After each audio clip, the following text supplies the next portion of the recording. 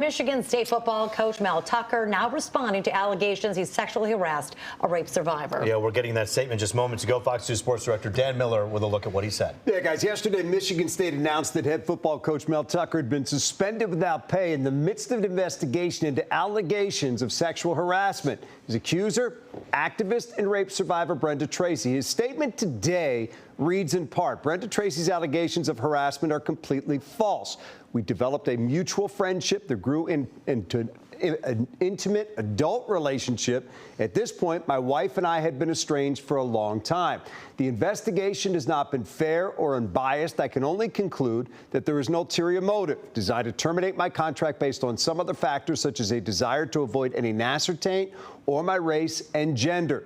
The sham hearing scheduled for October 5th, 6th is ridiculously flawed and not designed to arrive at the truth. I have been ripped from the team that I love without any meaningful opportunity to tell my side of the story other than this press release. I am incredibly proud of the outstanding group of men on my team, and my heart aches to be sidelined. As for the phone call that is at the center of all this, he indicates that she initiated the discussion that night and outlines her actions during the 36-minute call. Now, this is a long statement. We jumped around in there trying to get you some of the most important points, but we do have it in its entirety on our website at fox2detroit.com. Up until now, this had really been a story that the narrative had been really controlled by Ms. Tracy and by Michigan State. This is a football coach fighting for his professional reputation.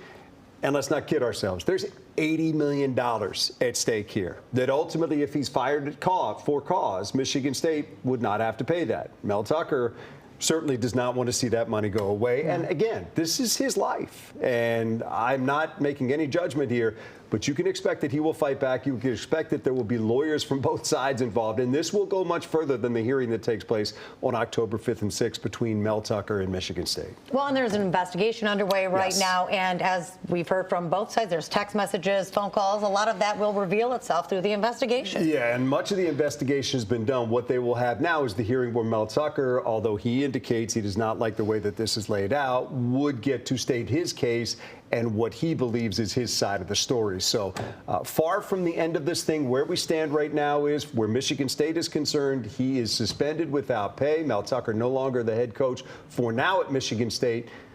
Editorializing, I can't see a situation where he ever coaches another game at Michigan State. But that doesn't mean that there won't be some sort of ramifications legally here where that contract is concerned, because that's also at the center of this. And we also have to remind everybody that there are two stories here. One, the allegations against Mr. Tucker, and the other is how this school handled this entire situation, good, bad, right, wrong, when they knew about the allegations, when they came out to say anything on a Sunday afternoon. We'll be tackling this on Let It Rip coming up on Wednesday night. And third, a victim.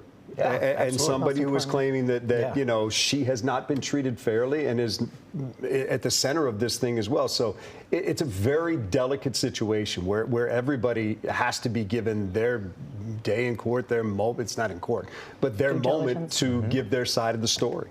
Right. You'll be tracking it. We'll be keeping in touch. Thanks, Dan.